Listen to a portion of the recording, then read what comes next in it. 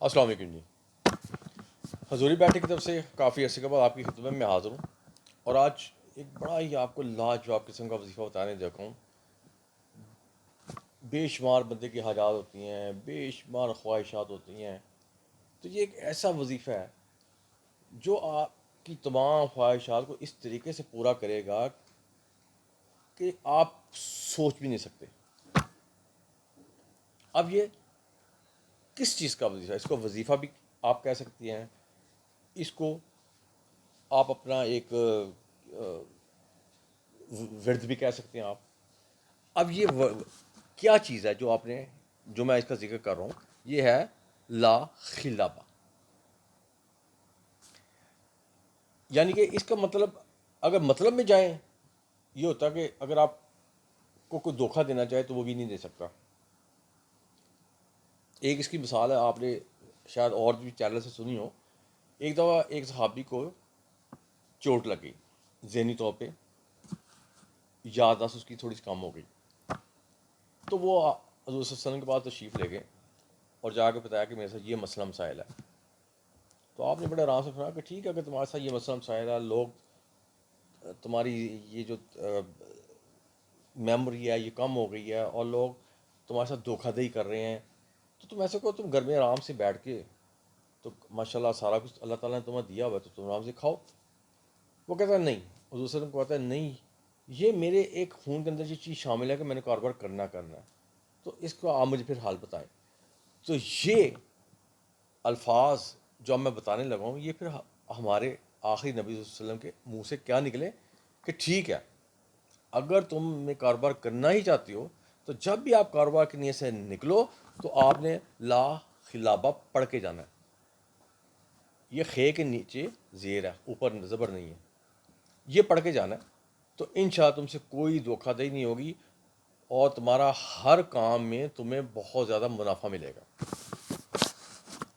اب یہ جو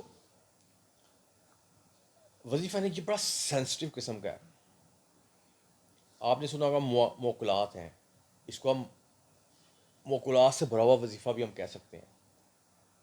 یعنی کام ایک چیز یہ یاد رکھیں، کام جتنے بھی ہیں صرف اور صرف اللہ تعالیٰ کی ذات کرتی ہے.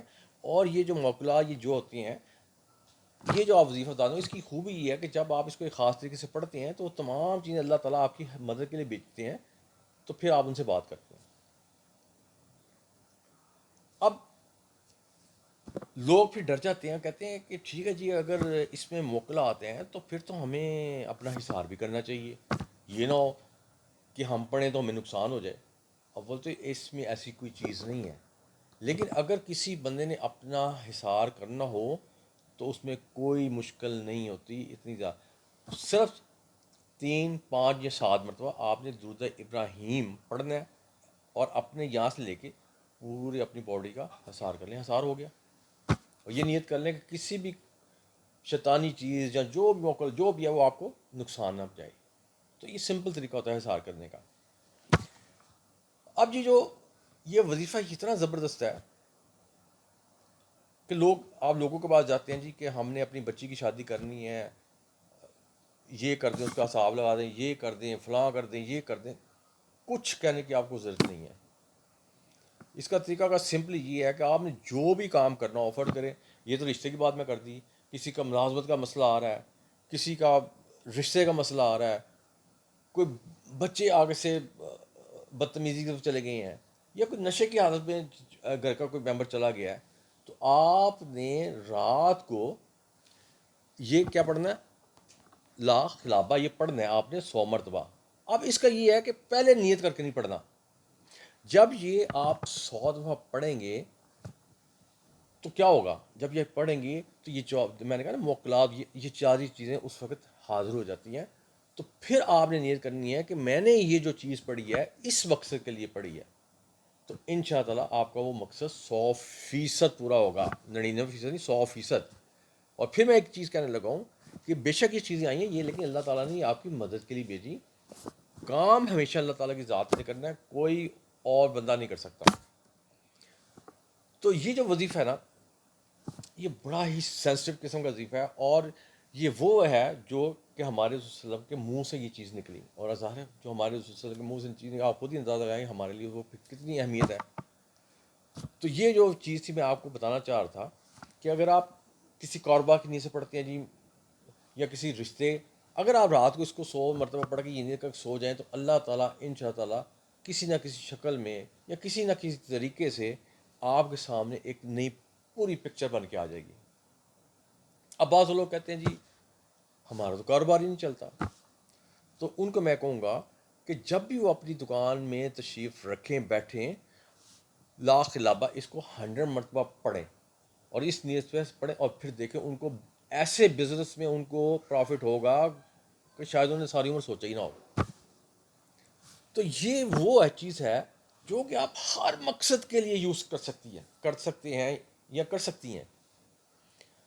بعض اوقات کیا ہوتا ہے، یہ جیسے رشتے کا بات میں نے کی، اس کے بعد میں نے یہ موکولات کی اس میں ساری بات کی، تو ساتھ میں نے یہ بھی آپ کو بتایا کہ یہ نیت جب یہ آپ کمپلیٹ کر لیں اس کے بعد پھر آپ نے نیت کرنی ہے اور تمام اپنی حاجات کو کرنا ہے، اور اس کے بعد پھر 3 دفعہ درود ابراہیم پڑھ جانا ہے۔ اچھا، کیونکہ یہ ایک بڑا ہی موکل اس میں حاضر ہوتی ہے، بڑی ہوتی ہے، تو اس لیے جب بھی یہ آپ پڑھیں تو ہلکا پھلکا ساتھ ہی صدقہ بھی دے دیا کریں، کچھ بھی ہو سکتا ہے صدقہ، مٹھی پر چاول کسی کو دیے جا سکتے، کچھ بھی دیا سکتا ہے۔ تو یہ جو وظیفہ ہے یہ اتنا کارآمد ہے کہ میں اس کو جتنا ایکسپلین کروں اتنا ہی کم ہے، اس لیے آپ اس سے بھرپور فائدہ اٹھائیں، اور حضوری بیٹھک آپ کو پھر تاکید کرے گی کہ آپ اس سے لازمی فائدہ اٹھائیں اور کوشش کریں کہ اپنے ہر وہ کام جو ناممکن سے ناممکن ہے وہ آپ اس سے یہ پڑھ کے کرائیں۔ بعض کا یہ ہوتا ہے آپ سفر پہ جا رہے ہوتی ہیں، آپ کو ہوتا ہے یار بس سفر میرا اچھی طرح گزر جائے، پیچھے جو میرے بچے ہیں بچے وہ بھی سلامت رہے ہیں بالکل سے، تو آپ کو چاہیے کہ جب آپ گھر سے نکلیں تو یہ 100 مرتبہ لا خلابہ یہ پڑھ کے آپ نے گھر سے نکلنا ہے۔